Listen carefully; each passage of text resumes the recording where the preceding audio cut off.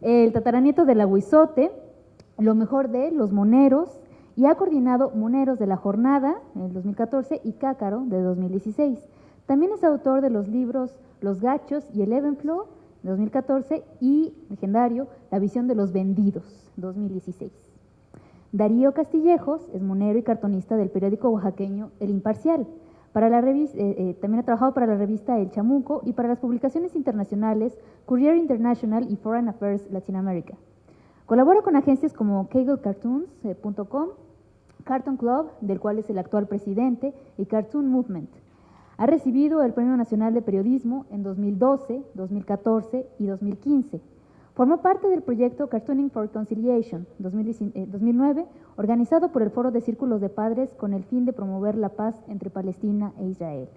Y en 2017 publica el libro Impresiones de un mundo desdibujado con Editorial Almadía. Juan Antonio Helguera es egresado de la Escuela Nacional de Pintura, Escultura y Grabado, La Esmeralda. Comenzó a dibujar para el periódico El Día de 1983 a 1985. En ese año lo contrataron en la jornada como caricaturista. Ha colaborado también en la revista Siempre y actualmente colabora en la revista Proceso haciendo la sección Mono Sapiens con Hernández. Ha ganado el Premio Nacional de Periodismo en 1996 y 2002 y el Premio La Catrina de la FIL de Guadalajara 2017. También ha sido codirector de las revistas El Chahuizcle y El Chamuco, así como coautor de los libros El Sexenio me da risa y El Sexenio ya no me da risa, de Grijalvo de 1994, junto con El Fisgón. También ha publicado El Sexenio me da pena, de Grijalvo de 2000, y El Sexenio se me hace chiquito, Grijalvo de 2003, junto con El Fisgón y Hernández. Entonces, pues vamos a darle inicio a este conversatorio, va a estar buenísimo, estamos con moneros. Entonces, bueno, empecemos, finalmente, se trata del lenguaje gráfico en el contexto de 1968. ¿Quién le gustaría empezar?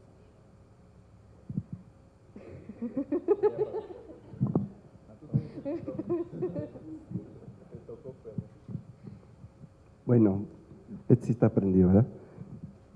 Buenas tardes. Yo creo que el tema del 68 y la gráfica, a lo mejor soy un poco incorrecto, pero no da para mucho, porque la gráfica propiamente del 68 es mínima, se hacía clandestinamente, se hacía a la carrera en volantes para distribuir en las calles. Hay, eso sí, algunas piezas que se hicieron que son más o menos conocidas, que son muy buenas. La mayoría en realidad son grabados o dibujos hechos muy a la carrera con la intención básicamente de acompañar a un letrero condenando la represión y cosas así. Hay una caricatura anónima de Díaz Ordaz que se hizo en la Escuela Nacional de Artes Plásticas.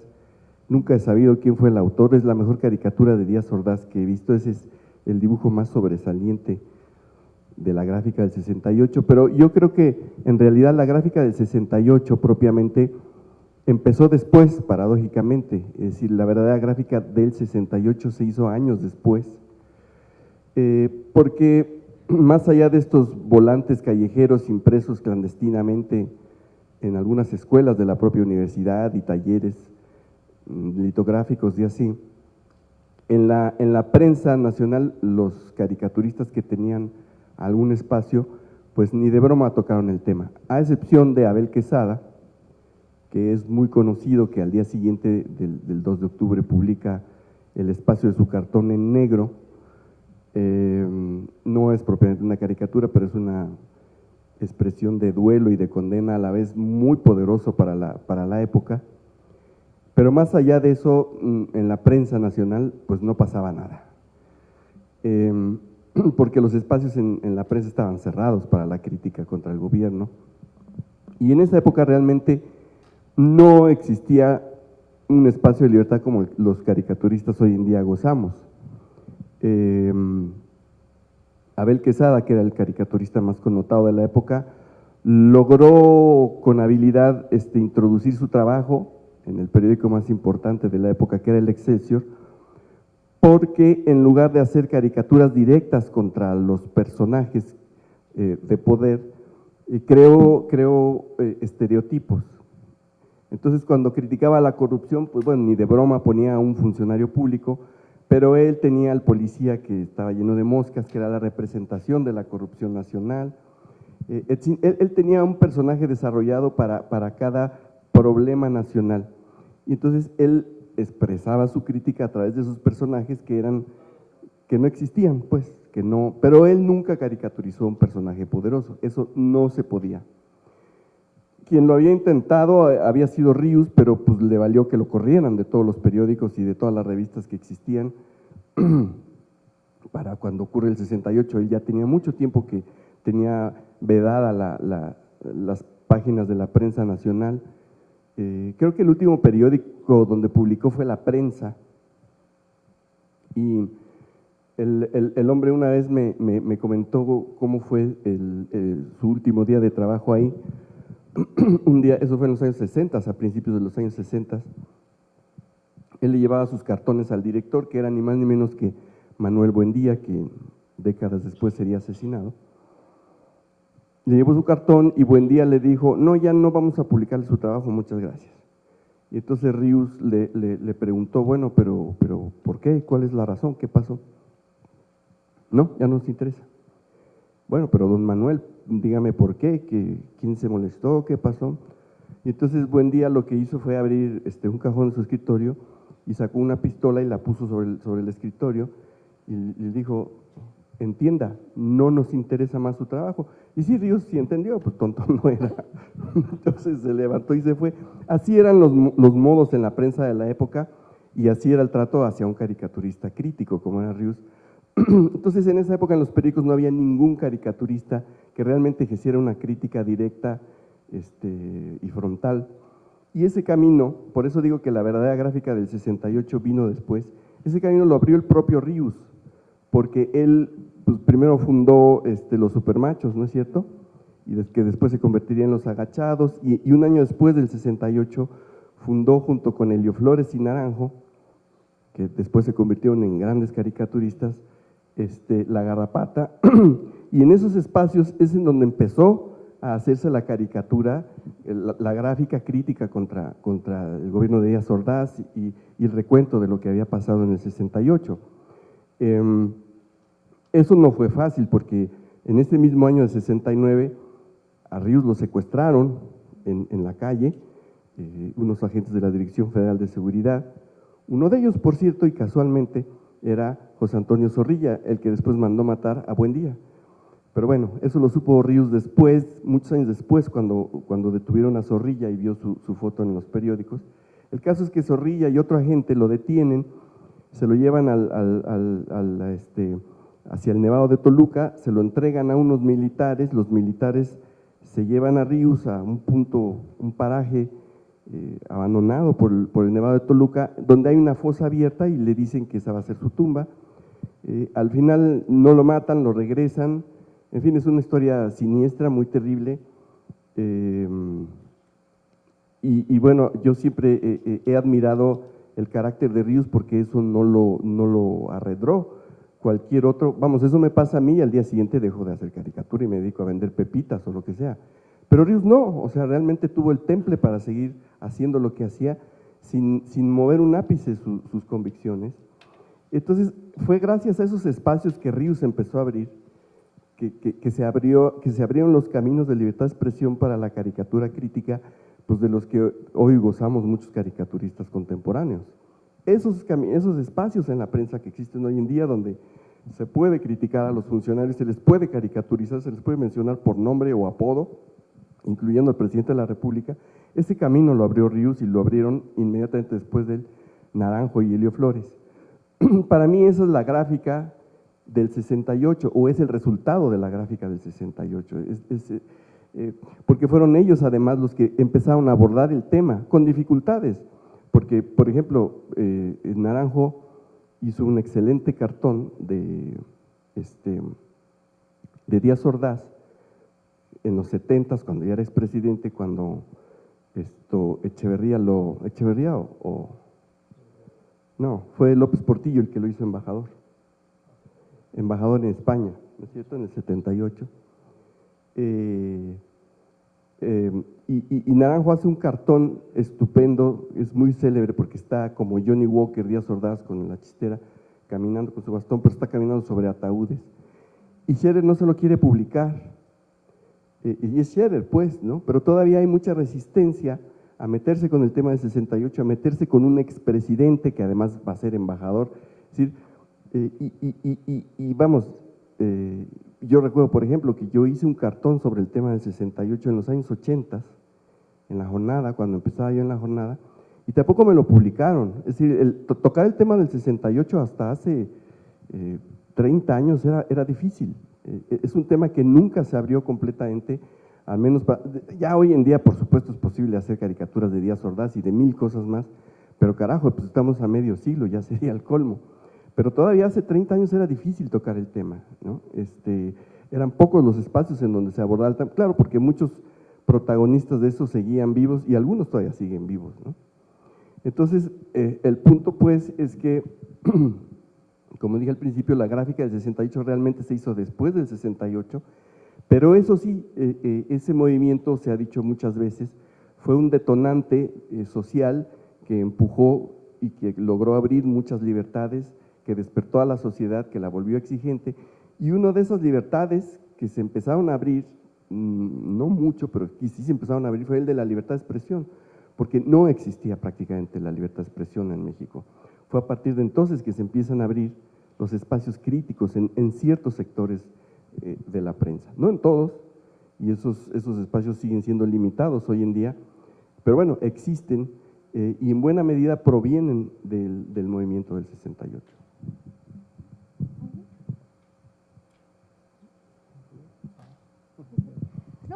A ver si… es por orden…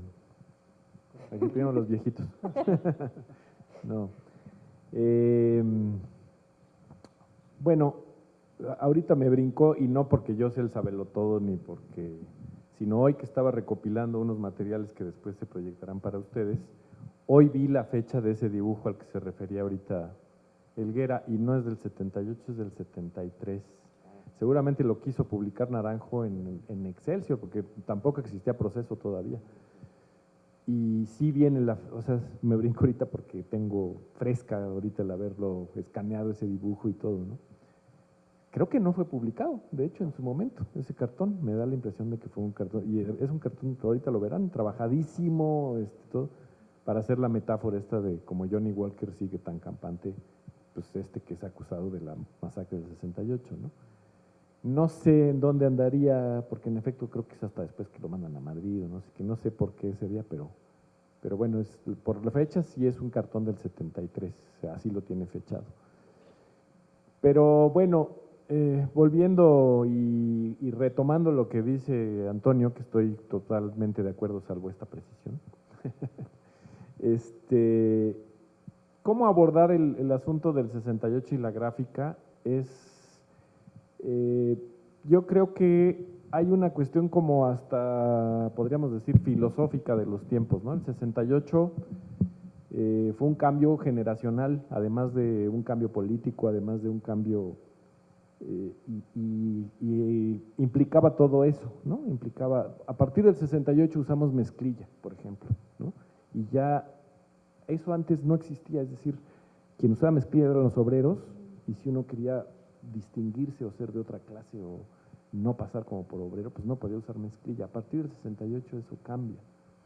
Y así hay una serie de comportamientos más flexibles en toda la sociedad en donde empiezan a cambiarse. En la gráfica, en la caricatura, bueno, sí hay el antecedente de Abel Quesada, ese tiene que ver con un antecedente como de los años 50, ¿no? Que desaparece prácticamente los espacios críticos y desaparecen los caricaturistas críticos. Entre otras cosas, hay muy buenos dibujantes en la prensa de los años 50, pero no tienen como una integridad en su trabajo en cuanto a que quieran hacer ellos, exponer sus ideas. Y Abel Quesada, con este estilo diferente,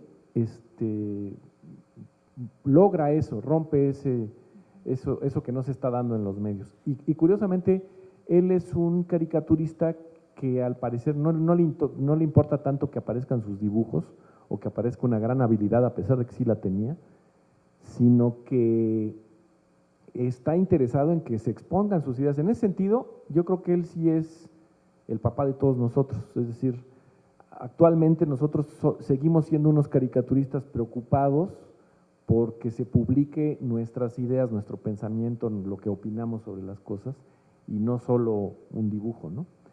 Y creo que eso se debe desde Abel Quesada. Claro, él tenía un tipo de crítica comparado, si lo vamos a ver después, con Ríos, que además Ríos empieza influenciado por Abel Quesada, y no solo influenciado, en algún momento leí que le encargan que emule el estilo de Abel Quesada. El estilo de Abel Quesada era muy gustado y además era muy polifacético, porque Abel Quesada, digamos, dibujaba tanto en el Excelsior como dibujaba en cine mundial, entonces de repente era un caricaturista que abarcaba muchos espacios, no solo hablaba de política, sino que hablaba de estas cosas triviales y todo, pero que tenía una manera muy elegante de hacerlo, un gusto para hacerlo y un humor excelente, una creatividad que, como ya dijo Tony, pues abarcaba todo eso de crear personajes, ¿no? El policía con moscas, que era la corrupción, la señora de las lomas, que era esta señora con un chongote, el Gastón Billetes, que era el nuevo rico, el diputado que se empezaba a enriquecer de la política a manos llenas, ¿no? En fin, creaba todas estas cosas. Ese es el cartón, y sí, la fecha es 73. Entonces, bueno, en ese sentido, es el primer caricaturista que yo diviso que fue, digamos, interesado en exponer su crítica. Era una crítica más mesurada, era quizá alguien que creía en que el PRI tenía remedio, a pesar de que sí lo criticaba, ¿no? Criticaba las organizaciones, de los pocos políticos que se atrevía a dibujar era Fidel Velázquez, por ejemplo. De él sí hay como retratos constantes, más o menos. Y por otra parte, Abel Quesada tenía esta cuestión como de criticar como el mexicano, ¿no? Que puede ser hoy hasta, por ejemplo, ese cartón, el anterior, era un chiste que corría. O sea, yo antes de conocer ese cartón lo escuché muchas veces.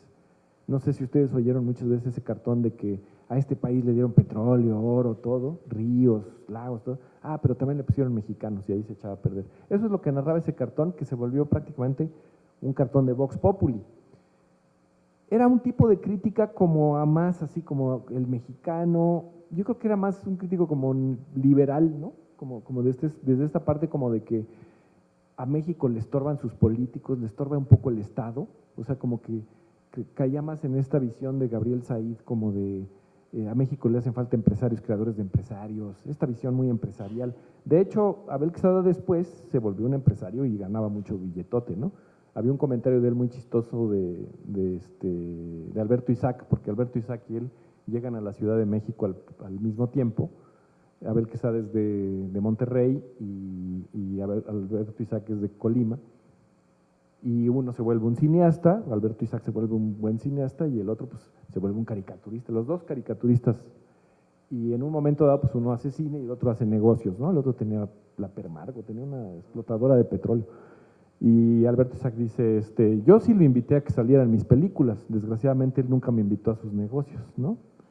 Porque de veras eran así, en un momento Abel Quesada se vuelve así un gran empresario, ¿no? Entonces él era desde esa visión, pues.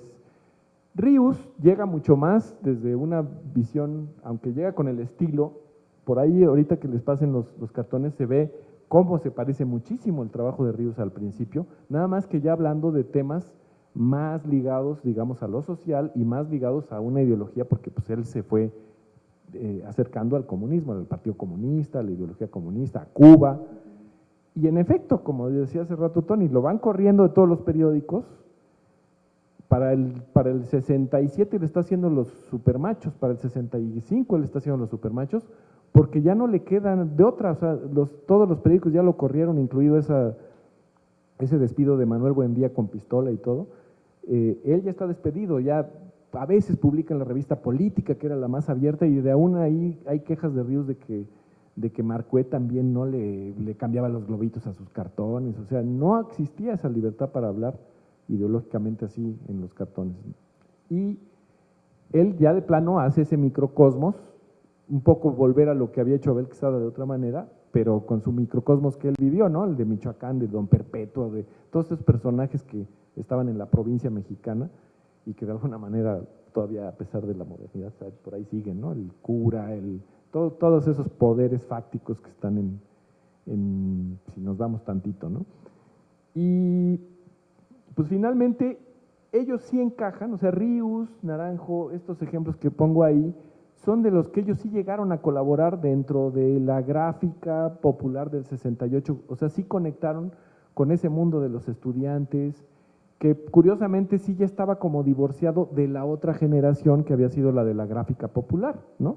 De Leopoldo Méndez, de todos estos que en un momento habían sido los revolucionarios, pues ya no encajaban porque los estudiantes pues eran como rockeros, greñudos, hippies urbanos.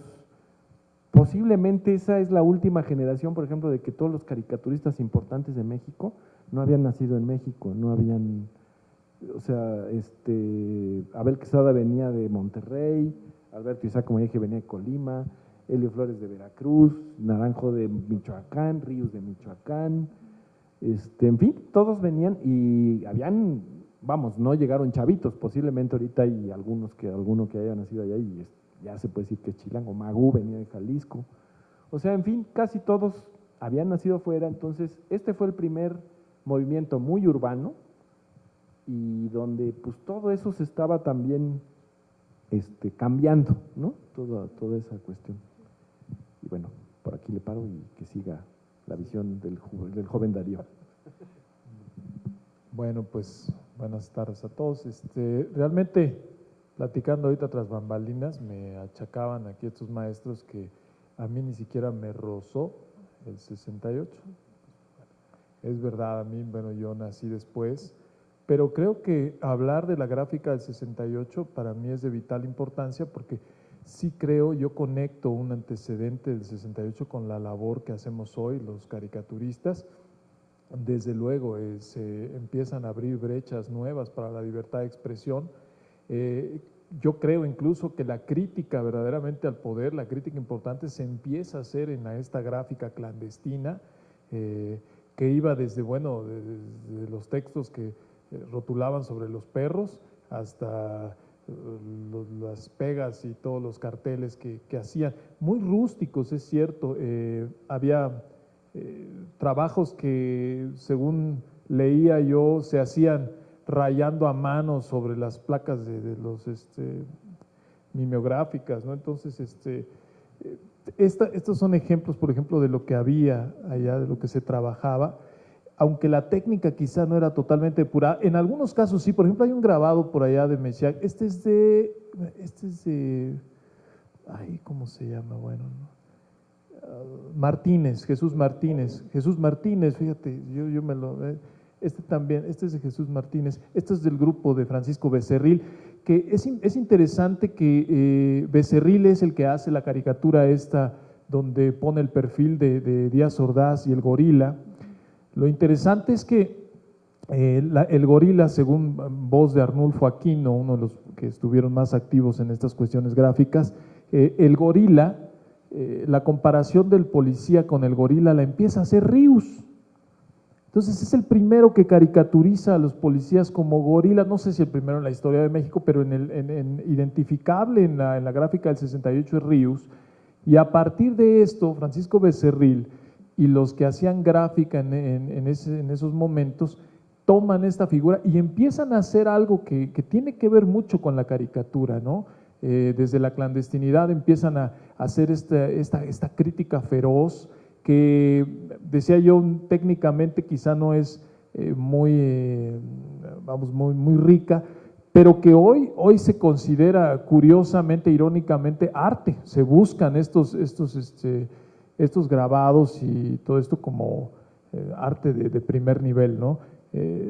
Estas son manifestaciones y de aquí empieza a conectar esta gráfica con la caricatura. Ya más adelante tengo algunas imágenes por ahí donde podemos ver, bueno, esa se brincó mucho aquí, no sé por qué apareció ese cuate ahí, siempre quiere aparecer en todo, y sale a cuadro y se está desmoronando ya. Esto tiene que ver con las últimas que puse ahí.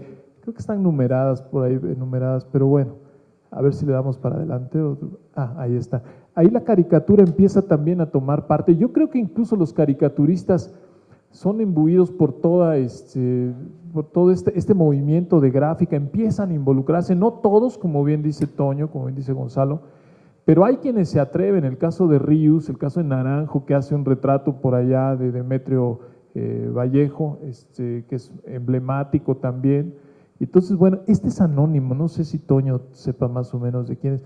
A mí me recuerda algunos estilos como de, no sé, de caricaturistas como Bernal, pero no sé, no doy. Ahora también es justo decir que muchas de las imágenes de la gráfica del 68 se tomaron de imágenes ya usadas anteriormente, ¿no? Hay un grabado de Meshack que, este es el gorila, este se atribuye a Ríos, curiosamente nunca le pregunté, pero este se atribuye a Ríos, y es una de las primeras apariciones del policía como gorila, ¿no? De ahí se inspira Becerril para hacer entonces el perfil famoso de Díaz Ordaz con el perfil del gorila, ¿no? Más adelante. Aquí este es el retrato de Rogelio Naranjo, que hace de Vallejo. Y bueno, más adelante, aquí nuevamente, aquí empiezan, ¿no?, los granaderos a ser retratados como este gorila con casco, ¿no? Desde luego el gorila por la bestialidad con la que arremetían contra los movimientos estudiantiles, ¿no? Y no solamente esto, antes contra los médicos y contra todos los que osaban levantar la voz crítica, ¿no? Más adelante vamos un poquito, y bueno, ya.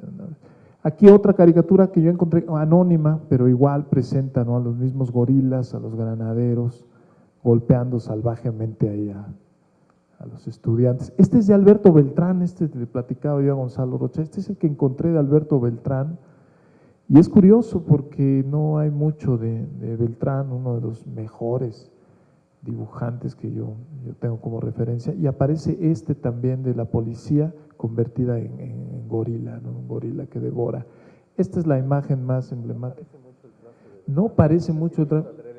Quizá a lo mejor sí había como esta resistencia a que se identificara muy bien su obra, ¿no? Pero esta sí es identificable. Yo creo que todos los que estamos aquí conocemos esa imagen, y esta se atribuye sí a Francisco Becerril, ¿no?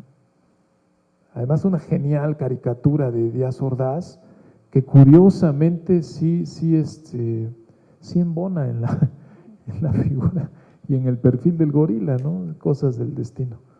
Bueno, este es un cartón de Ríos, y Ríos empieza a publicar, creo que se publica en Cuarto Poder, no estoy seguro, pero es el programa de un tapado, ¿no? Entonces, este cartón también es muy identificable, ¿no? Más adelante podremos ver aquí otro de Ríos también, ¿no?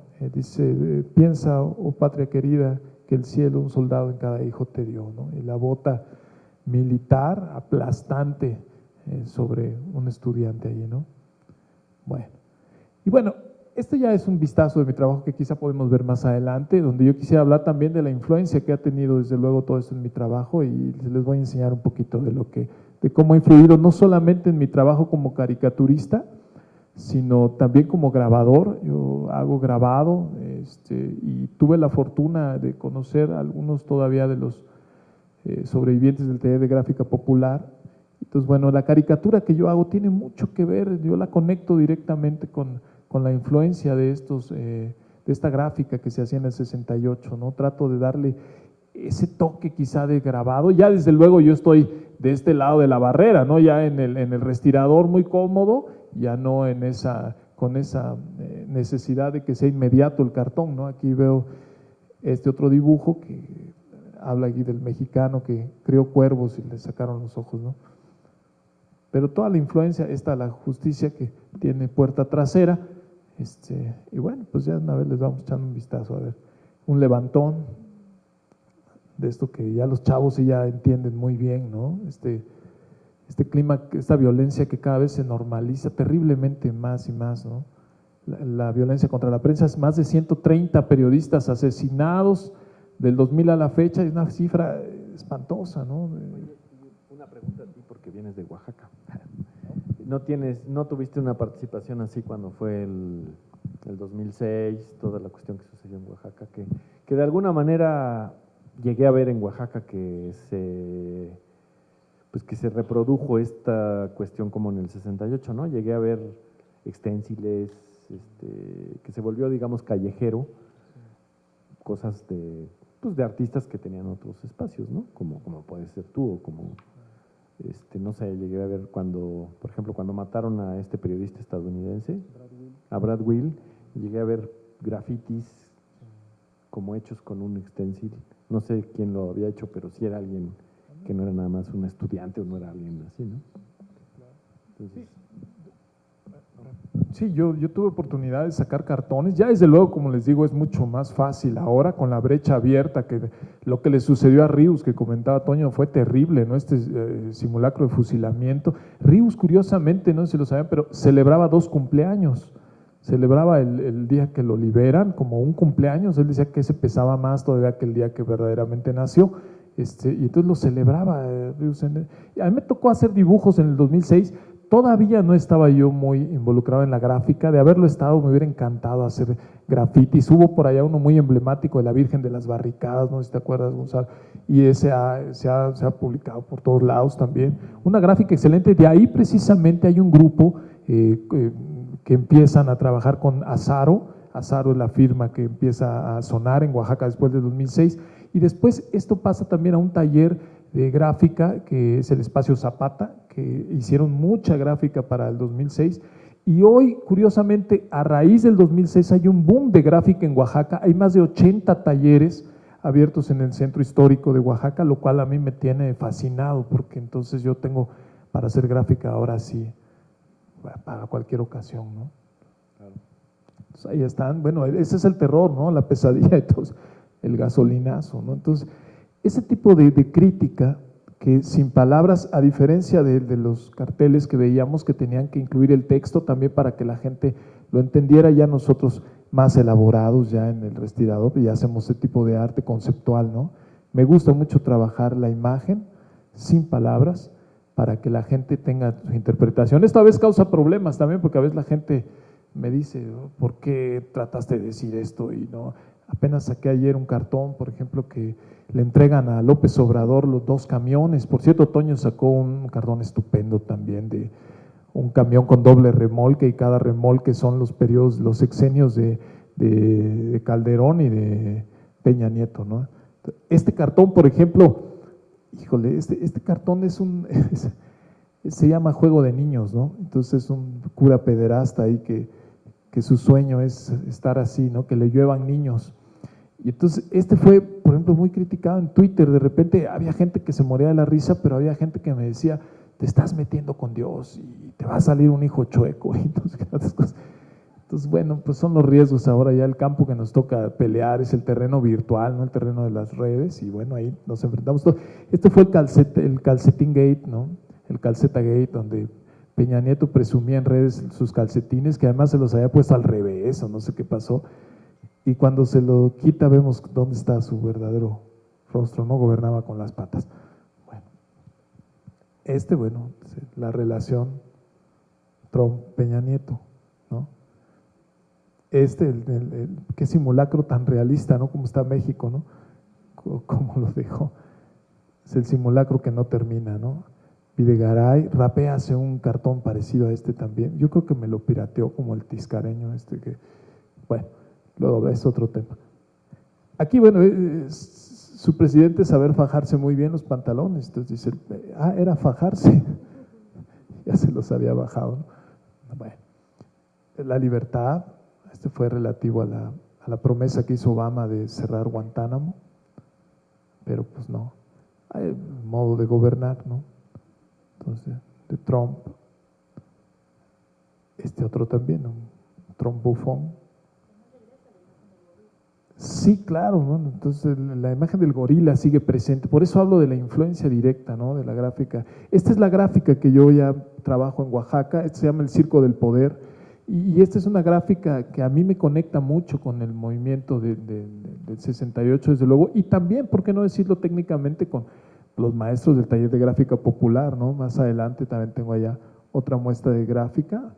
Esta es una gráfica conceptual, habla de esta lucha del poder con el pueblo, ¿no? Contra el pueblo, y un círculo que no termina, ¿no? Un toro, si lo pueden ver allá, identificable, y un caballo, ¿no?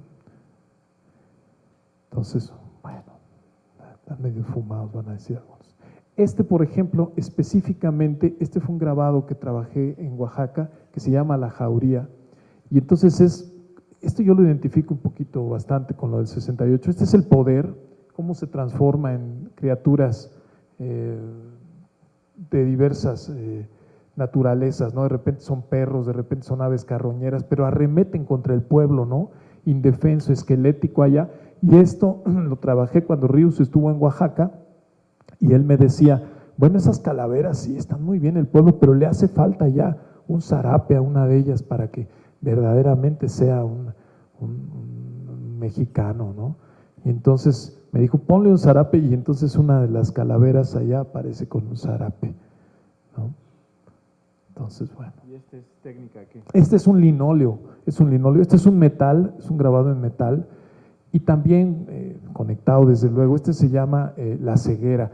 La idea es un cuervo que le ha sacado los ojos a todos, pero todos siguen allá pues sosteniéndolo, ¿no? Aunque ya está a punto de caerse, pero está sosteniéndolo. Entonces, igual, crítica, me dicen a veces, bueno, la gráfica que hace es muy crítica, sí, no la puedo despegar, por eso sigo insistiendo en la influencia de la crítica del 68, ¿no? Adelante. Es otro también que tiene que ver con la cuestión migratoria, los migrantes, ¿no? En ese sueño que persiguen en un pez ahí como Jonás, esquelético. A diferencia de la ballena de Jonás, esta está muy esquelética, ¿no? Entonces, esta es una gráfica que trabajamos junto con para el maestro Toledo, que hizo un concurso allá de cartel, y entonces esto tiene que ver con el maíz transgénico. Entonces, como las empresas como Monsanto y todas estas transnacionales tienen preso ahí al productor del maíz nativo, ¿no? Sin maíz no hay país. Sin maíz no hay país. Esto fue un dibujo para una portada de un libro de Julio Hernández, que habla también del movimiento que a fin de cuentas conecta también con la realidad política actual. El 68 tiene un vínculo directo con lo que sucedió ahora en las últimas elecciones, y para mí fue que empezó a derrocarse una figura de autoritarismo por allá, ¿no? Desde la base. Entonces, y bueno, pues adelante, creo que ya terminan ahí. No sé si hay otra. Bueno, esta es una gráfica que hice yo precisamente haciendo referencia a la herida que no cierra, ¿verdad? La herida que sigue abierta en México, y aunque es una cicatriz ahí, todavía es muy visible, el 68 en el pecho de la justicia, ¿no? Ahí. Este es el grabado de Messiac que decía yo. Este se hizo cuando Estados Unidos entra en Guatemala, y entonces creo que se había hecho en el 54, y entonces el movimiento estudiantil lo retoma. Esto sucedió con varias gráficas, ¿no? Se retomaron para publicitar la la actividad del movimiento estudiantil, ¿no? Y de Vega, de Pérez Vega, también muy famoso, el perro que es la prensa vendida, ¿no? Curiosamente hay un paralelismo, si vemos lo que sucedía en ese entonces, el descontento tiene mucho que ver con la situación actual, y bueno, con esto ya cierro. Muchísimas gracias. Yo retomo por lo menos tres aspectos que me gustaría, a ver si podemos platicarlos un poco más. Hace rato también tras bambalinas estábamos hablando justamente del cartón de Abel Quesada y lo importante que fue ese cartón y lo poderosa que fue esa imagen. Estábamos hablando justamente del contexto del texto, de los discursos, es decir, hasta este momento la prensa efectivamente vendida, las palabras están defendiendo la violencia, están glorificando la violencia contra los estudiantes, y en este acto de profunda valentía de Abel Quesada dice, ¿por qué? ¿No? Entonces, ahí es donde la imagen adquiere un nuevo significado, ¿no? Y entonces una de las cosas que me comentaban es un cartón negro, pero el poder viene también del tiempo, de la oportunidad, de lo relevante que es en ese momento. No sé si alguien quisiera hablar al respecto también, porque también recuperando un poquito lo que decía Helguera, es un poco la gráfica, y de hecho también ya lo vimos de aquel entonces, es, bueno, no sé qué pensarán ustedes, es profundamente dolorosa, profundamente conmovedora. O sea, por supuesto que se exageran y se caricaturizan ciertos rasgos, pero bueno, creo yo, siento un enorme enojo, una enorme furia, o sea, también muchísimo miedo, ¿no? Pero justamente las caricaturas posteriores, justamente como el Johnny Walker de Ordaz, es burlarse por completo de esta imagen. Y entonces me acuerdo mucho de este pasaje de El nombre de la rosa, de Humberto Eco. No sé si ubican cuando, bueno, perdón por el spoiler, el venerable Jorge, el que está ahí moviendo el famoso libro de Aristóteles sobre el humor, está ahí peleándose con Guillermo de Baskerville, y le dice Guillermo de Baskerville, bueno, o sea, pero ¿qué es lo que asusta tanto del humor? Y entonces el venerable Jorge le dice, porque la risa mata el miedo, y sin el miedo no hay necesidad de ningún Dios. O sea, podemos perderle el miedo a Dios, o sea, estamos en ese momento de perder el miedo a Dios. Y entonces, bueno, o sea, ¿qué valor tiene entonces el humor, ¿no? O sea, más bien, ¿cómo recuperamos el valor del humor para enfrentarnos a lo terrible? Es curioso porque alguna vez leí que, bueno, Díaz Ordaz fue antes de ser presidente de la Secretaría de Gobernación de López Mateos, y por lo que he leído de Díaz Ordaz, el tipo era consciente de que era feísimo y que era siniestramente feo, y en alguna ocasión, siendo secretario de Gobernación, dijo, es que está bien ser feo, porque si eres secretario de Gobernación debes de infundir un poco de miedo. Eso lo dijo el propio Díaz Ordaz. Y viene muy a cuento con lo que acabas de decir. Quiero recordar, tal vez tú lo recuerdes con más precisión, porque hay un momento donde Díaz Ordaz, con todo ese poder así, no sé si ya es presidente, y mandan así como, casi como que secuestran a Palillo, el cómico de carpa que estaba en el Blanquita, o que era famoso porque contaba muchos chistes sobre el presidente. Entonces lo manda así como secuestrar, se lo llevan ahí y le dice, a ver, cuéntame de frente todos los chistes que cuentas de mí, pero era una cosa muy atemorizante, ¿no? Pero dentro de ellos había un chiste que decía, ¿y con qué cara? Algo así, y que él decía, ¿usted cree que si tuviera otra cara no me la pondría? Algo así que también tenía que ver con su fealdad, ¿no? No lo recuerdo, pero el tipo tenía humor y o sea, no era tonto Díaz Ordaz, y tenía humor, pero tenía un humor muy siniestro. O sea, algo parecido a lo de Palillo. Hay una anécdota así, porque cuando era secretario de Gobernación, el que era secretario particular del presidente López Mateos se burlaba mucho de él. De hecho, lo apodó Tribilín. Entonces, cuando el secretario de Gobernación iba a Los Pinos a ver al presidente, pues llegaba y el secretario particular del presidente decía, Tribilín, ¿cómo estamos? Ahorita te recibe el presidente, siéntate, ¿cómo has estado, Tribilín? Y Díaz Ordaz, pues, y volvía a ir, Tribilín, ¿qué onda, mi Tribilín? Que no sé qué. Y pues que llega el día en que destapan a Tribilín como candidato presidencial, y va Tribilín a Los Pinos a ver al presidente, y entonces el secretario particular de López Mateos dice, se levanta, licenciado Díaz Ordaz, bienvenido. Y Díaz Ordaz le contestó, Tribilín, cabrón, dime Tribilín. Fíjate qué curioso, porque mi abuelo fue abogado, trabajó en el Poder Judicial, y entonces él nos contó una anécdota de niños. Él coincidió en algún momento en la carrera con Díaz Ordaz, y entonces cuando Díaz Ordaz asume el cargo de presidente, dice él, me cuenta, que le apodaban en la escuela, le decían el trompas, no sé por qué, no sé por qué, pero Y a mi abuelo le decían el carcaj, le decían, porque siempre se carcajeaba de una manera muy escandalosa. Entonces, él lo va a visitar porque Díaz Ordaz lo manda a llamar. Y entonces dice que él llega y le dice, ¿qué hubo, trompas? No, él le dice, ¿qué hubo, carcaj? Y entonces le dice, ¿qué hubo, le trompas? Y entonces Díaz Ordaz cambia el gesto completamente y le dice, ningún trompas. Para ti voy a ser a partir de ahora el señor presidente. Entonces, sí tenía humor a lo mejor, pero estaba consciente de su fealdad y estaba consciente de esto que a fin de cuentas todos lo acabaron identificando como el trompas, ¿no? Entonces, aunque no le gustara. Ahora, también hay un momento en el que Rius habla como una especie de trauma del caricaturista. Me gustaría ver si ustedes comparten de alguna manera esta visión. Es una cita de Rius. Dice, realmente es decepcionante. Utópicamente, ingenuamente, hemos esperado la respuesta por parte del gobierno, el criticado, para que cambie su manera de actuar ante los problemas del país. La función de la crítica es hacer ver lo que se lleva a cabo que en determinado campo está mal, que debe corregirse para que todos podamos vivir.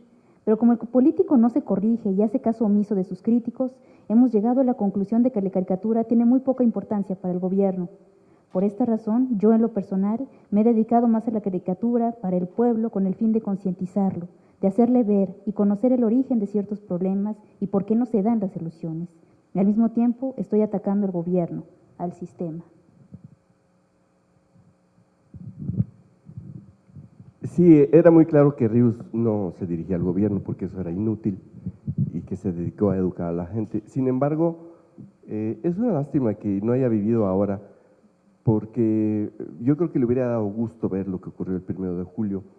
Ya hace unos años él estaba un poco frustrado porque, y esto nos lo dijo una vez a varios colegas, en alguna conversación, no recuerdo por qué salió, pero dijo que sí se sentía frustrado porque él creía que ya debería de haber ocurrido un cambio, que él veía que el país estaba cada vez peor y se desesperaba porque él sentía que él había hecho un esfuerzo muy grande y no estaba viendo que resultara, ¿no? Claro, por supuesto que estaba, como dice ahí, plenamente consciente de que el poder no iba a cambiar por más que se le hicieran caricaturas, pero él sí esperaba que hubiera un cambio en la sociedad y no lo veía venir y estaba un poco frustrado por eso.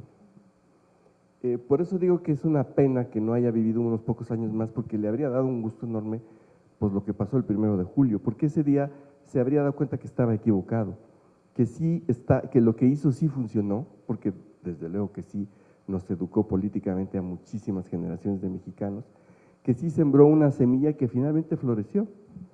Y a mí, es una de las primeras cosas que pensé después de las elecciones del 1 de julio es que enorme lástima que no estuvieron Naranjo y Rius para verlo, porque a los dos les hubiera dado un gusto enorme, porque los dos contribuyeron a que eso pasara de manera francamente importante.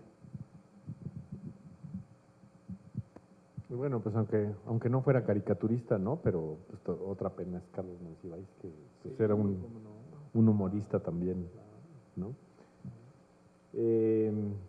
Me deja un poquito la reflexión ahorita que estaban hablando, a ver si lo logro enlazar, ¿no?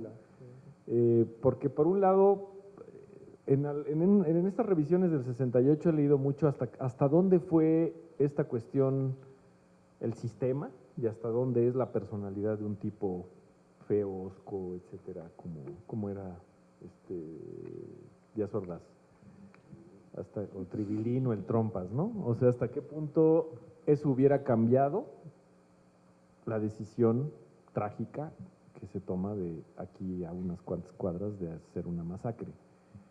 Si uno se queda con las lecturas de Krause, pues todo pareciera ser que era una cuestión personal, o sea, te habla de la biografía y de que Díaz Ordaz tiene las patas huesudas y tiene mal aliento y está trompudo y feo. Pero por otro lado, pues también está todo lo que había acontecido antes, desde que gobernaba el carismático, galán, guapo López Mateos, y pues posiblemente, ya no lo sabemos porque esos son los hubieras y pues no sabemos, ¿no? Pero posiblemente, o al menos se venían dando represiones pues, todo el tiempo, ¿no? Hubieran llegado a ser tan fuertes, pues quién sabe, hubieras llegado a ser una cuestión de ese tamaño genocida, pues quién sabe, ¿no? Pero lo cierto pues es que sí era el crecimiento ¿cómo se llama? El milagro mexicano, el plan estabilizador, pues ya venía fallando, no venía respondiéndole a una clase en la cual estaba todo, sí, qué padre, México estaba creciendo, México estaba teniendo mucho progreso, estaba teniendo mucha inversión, pero basada en, pues, en malos pagos a los trabajadores, en despojos, en pues, todo esto que se estaba dando, y eso se venía reprimiendo con guapos o con feos en el poder, ¿no?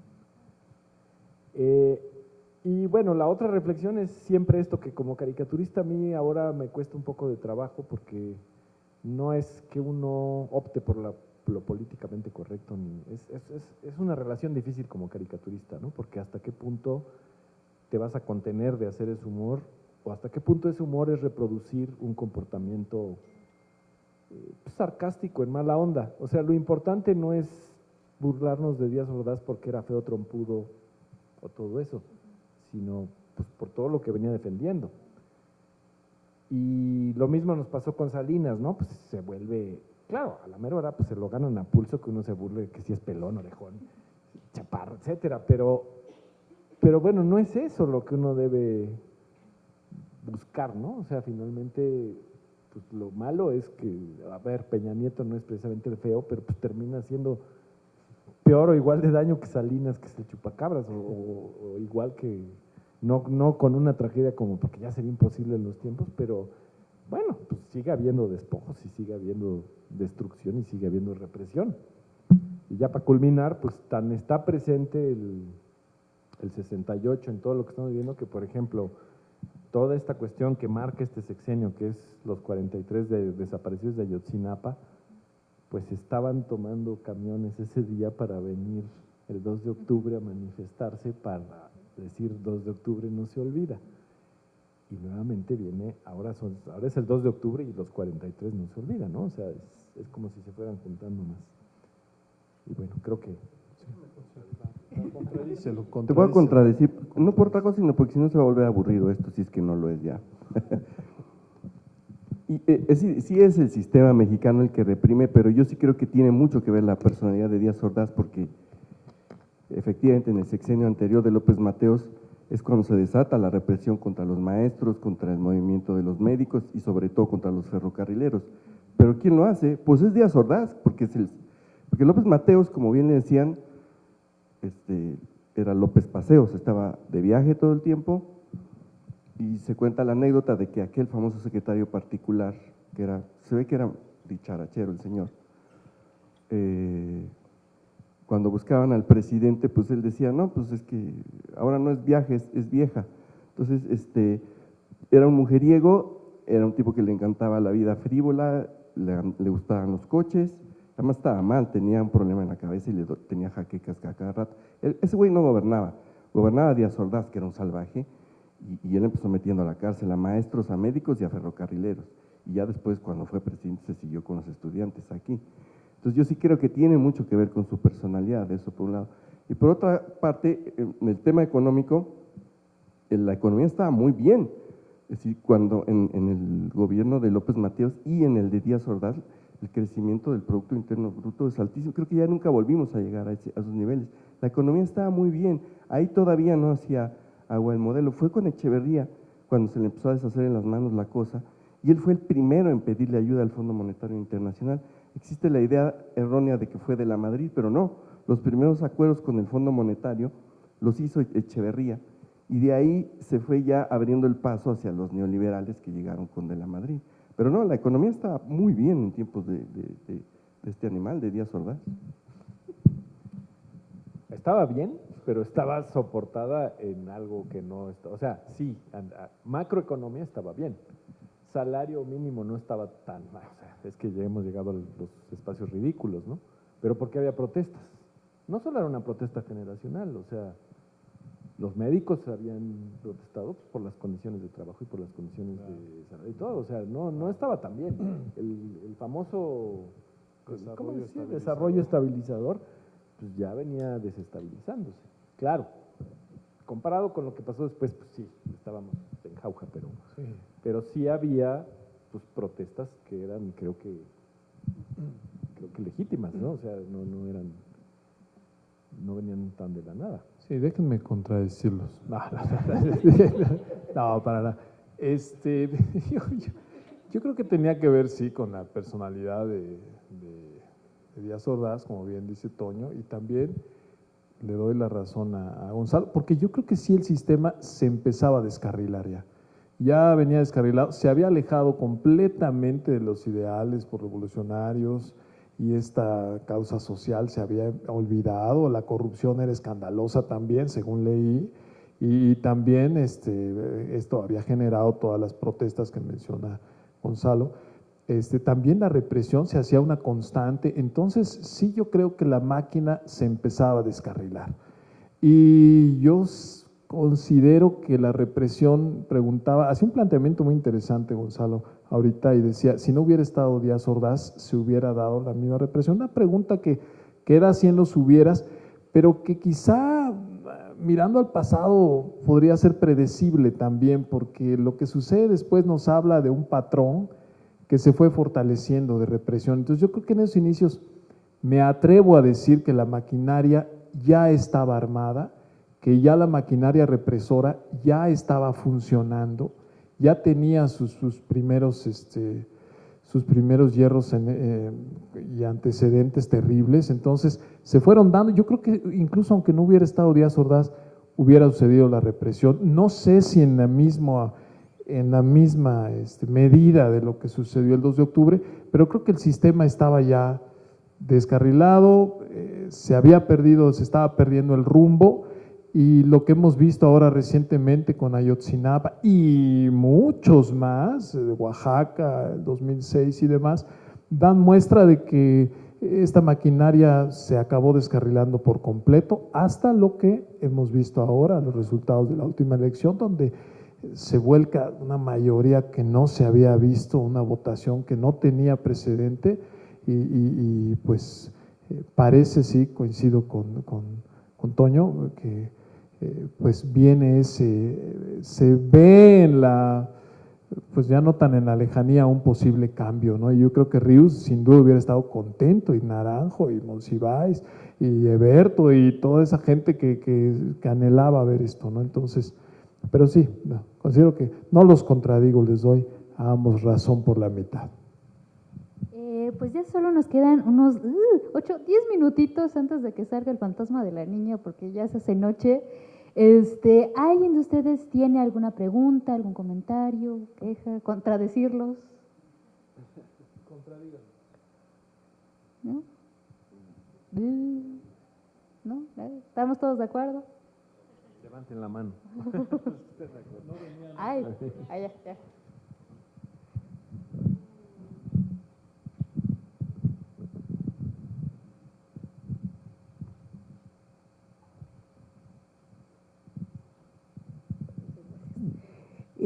Sí, un poco contradiciendo, pero miren, yo soy de la generación del 68, yo vivía enfrente, en Justo Sierra, enfrente de la Prepa 1, cuando el 68. Yo tenía 6 años y me toca el bazucazo y escóndanse niños, y en mi edificio la policía, los soldados, todo mundo buscando chavos que se habían escondido en donde se pudiera. En ese entonces yo recuerdo mucho que mi mamá decía, yo no quiero que mis hijas estudien, ¿eh? Imagínense, ¿no? Qué tragedia, no quiero que mis hijas estudien porque no quiero que las maten, ¿no? Por suerte tuve un papá con otro planteamiento que decía, no, hijas, estudien, ustedes tienen que estudiar porque si les toca un marido borracho o mujeriego o irresponsable, ustedes, ¿no? Y qué fue lo que hicimos, por fortuna. Pero miren, esto de que si estábamos o no con estos gobiernos, sí, bueno, finalmente tanto Díaz Ordaz, Echeverría y demás, bueno, son parte de este sistema, ¿no? que actualmente todavía tenemos y vivimos. esa es la situación. Pero también, déjenme decirles, nosotros, por ejemplo, cuando entramos yo personalmente a la prepa, logró entrar porque Echeverría hizo el sistema de la UNAM, ¿no? Bueno, permite, ¿no? El sistema hacer las prepas, más CCHs, etcétera, una serie de escuelas que nosotros, para mí en ese momento, yo decía, qué bueno, ¿no? O sea, no sé qué onda con el 68 bien, pero nos permitieron entrar a un gran número de chavos a la UNAM, a conocer cultura y estos espacios que ahora se han abierto, ¿no? Entonces sí había una contradicción porque sí es cierto, había grupos que querían pues democratizar y demás, ¿no? Pero también había gente, la gente del pueblo, y yo recuerdo perfecto que los vecinos decían, aguas, ahí vienen los estudiantes, ¿no? Y todos, era un pánico de verdad, ¿no? Porque eran los estudiantes, claro, era lo que manejaba la prensa, pero era un pánico. Entonces, ¿cómo decirle a esa gente, ¿no? ¿Cómo plantear, pues espérate, los estudiantes no son los que hacen todo esto, ¿no? Es la policía y eso que estábamos, les digo, enfrente, la prepa 1. Sin embargo, la verdad es que, por lo menos les digo, mi vivencia es que la gente común y corriente no apoyaba el movimiento como tal, ¿no? O sea, no estaban de acuerdo, por supuesto, en el trato al estudiante, pero no se daba un apoyo porque, les digo, creo yo que se abrieron escuelas, el poder adquisitivo era no de lo mejor, pero los chavos de las vecindades pudimos ir a las escuelas, ¿no? Y teníamos un padre nada más que trabajaba en casa y éramos 5, 6 o 10 o 13, ¿no? Esas eran las familias de aquí, del centro histórico. Entonces, sí nos permitieron a nosotros, la verdad, este tipo de políticas también, o sea, entrar, ¿no? Y conocer también otra cuestión. Entonces, yo creo que una cuestión que, por lo que, al menos desde mi punto de vista, no le pega mucho al pueblo de esto del 68 y no hubo ese apoyo como ahora lo veo también con lo de Ayotzinapa, por ejemplo, mucha gente se le fue a Peña duro, ¿no? Porque sí se vio la represión terrible. Y en ese entonces sí la gente decía sí, pero le echaban la culpa, claro, los medios de comunicación tenían mucho que ver, ¿no? A los chavos. Y entonces decían, bueno, pues entonces que no estudien los chavos, ¿no? Nada más, gracias. Gracias. Pues sí, yo creo que, bueno, en efecto había esa cuestión de una apertura política y de una apertura generacional, ¿no? Que yo creo que sí, esa catarsis del 68 dio pie, ¿no? O sea, como tú dices, o sea, a partir de ahí, por ejemplo, la UNAM empezó a tener una, pues vamos a decirlo así, una cultura marxista que obviamente con Díaz Ordaz no se había tenido, ¿no? Y después de eso, pues en economía se estudiaba más marxismo que a todos los otros autores, ¿no? Y filosofía y letras, o sea, cambió radicalmente en ese sentido, y el propio Echeverría, que pues está metido en este proceso represivo, que hoy salen investigaciones que además Díaz Ordaz y Echeverría trabajaban hasta para la CIA, o sea, todo es muy revuelto, todo lo que sucedía ahí, y por otro lado, pues habría estas escuelas como la UAM, ¿no? Que esas corresponden al periodo de Echeverría, donde está abriendo la oportunidad de que otras gentes urbanas tengan una escuela pública, ¿no? Entonces sí es un momento así. Hay una cosa que a mí me crea mucha curiosidad que sucede, que digamos que es un crisol, ¿no? El boom latinoamericano, que tiene dos exponentes pues antípodas, por ejemplo, Gabriel García Márquez, que hasta sus últimos momentos apoyó a Fidel Castro y apoyó la revolución cubana de Fidel Castro, ¿no? Y por otro lado, el peruano Vargas Llosa, que pues, siempre ha estado como en la parte de derecha, ¿no? Y curiosamente, los dos coinciden, o sea, Gabriel García Márquez escribe 100 años de soledad en México, y vive en México, y no se regresa a Colombia, y siempre tiene este pie en México, y cuando algún día le preguntan, porque aquí él no se metía en problemas de hablar mal del gobierno ni nada, aunque pudiera no estar de acuerdo, manejaba muy bien su relación de que iba a Cuba, que se quedaba en México, etcétera, y decía, es que México tiene gobernabilidad, con todas estas contradicciones, ¿no? Y por otro lado, Vargas Llosa, cuando viene a ese coloquio que le invita Octavio Paz y que pues, Octavio Paz termina enojado porque dice, México es la dictadura perfecta, porque no es la dictadura que padecimos en Latinoamérica, sino es una dictadura que no se nota que es dictadura, salvo en estos momentos como el 68, en donde sí dio un golpe dictatorial, un golpe de bota militar, ¿no? Pero sí, es como una cuestión así. Eso que usted dice es muy importante porque eso en realidad no tiene que ver con el carácter de los presidentes. Ese sí es el sistema político de aquella época, es el estado de bienestar, es el proyecto que venía de la Revolución Mexicana, la economía mixta y todo eso. Eso es lo que nos quitaron los neoliberales. Es decir, porque como usted dice, en esa época las familias tenían más hijos y sí los podían sostener y sí había acceso a la educación y había una serie de cosas que nos fueron quitando desde que llegó de la Madrid hasta este último, Peña Nieto, que nos han ido quitando durante 30 y tantos años. Y eso que usted marca es exactamente la diferencia entre el estado de bienestar y la ruina neoliberal en la que nos metieron. Y eso sí es independiente del carácter autoritario de los presidentes. Ese sí era un proyecto político de largo plazo, pues que venía desde 1910. Bueno, finalmente se nos acabó el tiempo. Muchísimas gracias a todos por quedarse con nosotros. Por supuesto, muchísimas gracias a nuestros conversadores. Yo creo que todos nos quedamos con muchísimas cosas. No olviden que todavía siguen las actividades del coloquio. El próximo miércoles también tendremos un bloque de una vista europea del 68. Tendremos 2 representantes de París, uno de Praga. Entonces no se lo pierdan. Todavía vamos a seguir adelante. Y pues muchísimas gracias y muy buenas noches.